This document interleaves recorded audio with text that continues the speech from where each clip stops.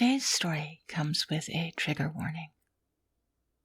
Not because it might remind you of some past traumas, but because it might just create some new ones. Today's story is going to be really gross. I mean, seriously, really, really gross. So, you've been warned. Anything that happens to you from here on out, that is on you. Welcome to Whispery History.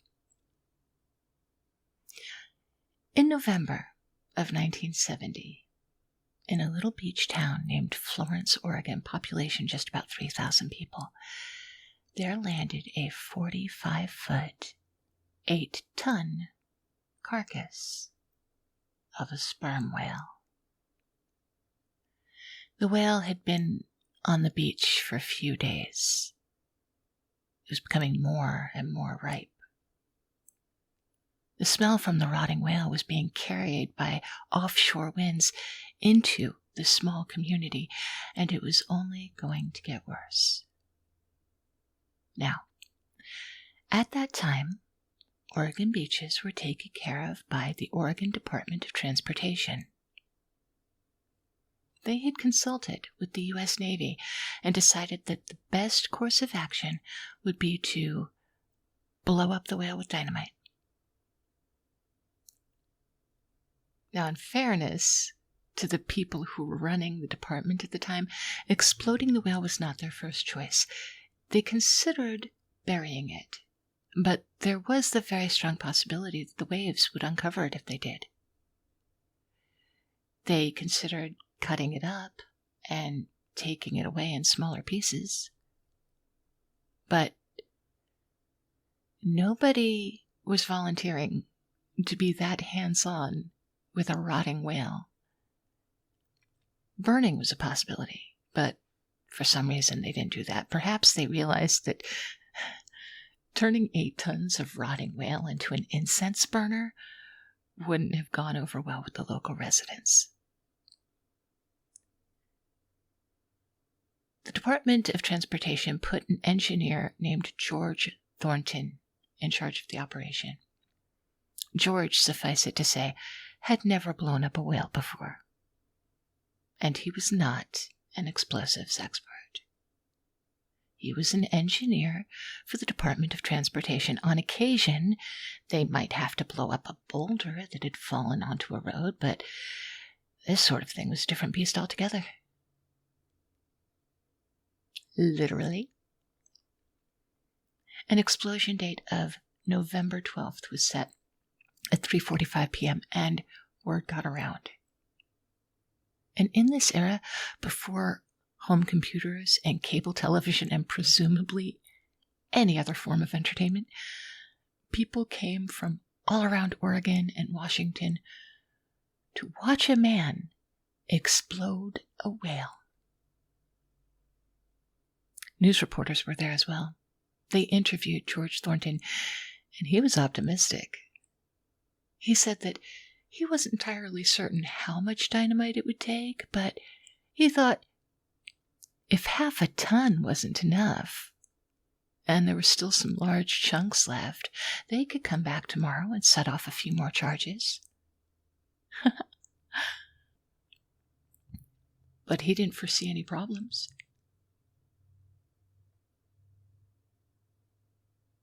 Half a ton of explosives for an 8-ton whale. Meanwhile, a military veteran with explosives training and experience had come to see the whale explode, and he had concerns about the amount of dynamite being used. And he voiced them. He warned that 20 cases was excessive. That 20 sticks would have been enough. Half a ton is 450 kilograms. He was recommending less than 4. Suffice it to say, I would not be telling this story today if anyone had listened to him. Onlookers were moved back away from the whale for safety a quarter mile. By now, I'm certain you realize that that was not far enough. A Portland news reporter named Paul Lindeman was on the scene with his cameraman. They captured the explosion on film from their vantage point a quarter mile away where everyone had been shuffled to. And from the time the explosion is detonated, and a red mist of blood and blubber and viscera blows up into the air, there are 5 seconds. 1, 2, 3, 4, 5. Before the first thuds are heard. Like popcorn, if it plopped instead of popped. Like popcorn. First 1, and then 2, and then 2 together, and 3 and 5 at a time. Small and large chunks just flying their way. A few moments later, a woman in the background can be heard saying, "Here come the pieces of..." But whatever it is she calls it is cut off as the cameraman and the reporter end their filming abruptly and run away. Luckily, no one was injured by the large chunks of whale that had been spewed as far as half a mile away. Not physically, anyway. Emotionally, perhaps. A man named Larry Bacon was a reporter for the Register Guard that day. He was interviewed years later, and he still remembered the smell. He said that it stuck to their clothes and lingered with onlookers for days, making people retch. Out in the parking lot, a 3-foot large chunk of whale landed on a car. Its steel roof was crushed down, level with its hood and trunk, flattening the car. The car belonged to the veteran who had warned that they were using too much dynamite. He had recently purchased it during a sale titled, and I am not making this up, the Get a Whale of a Deal promotion. When he was interviewed after the explosion, George Thornton thought it had gone well. After all, a large portion of the whale had been broken down into very small pieces. Of course, 2/3 of it had remained, and the scavengers who had been waiting all day for their meal, that were the ones who were meant to pick apart the carcass, what was left of it, and clean up the remaining whale, they were frightened off by the explosion. But the dynamite had blown a large hole in the sand beneath the whale. So, silver lining, they put it to use the next day when bulldozers came and buried what remained of the whale.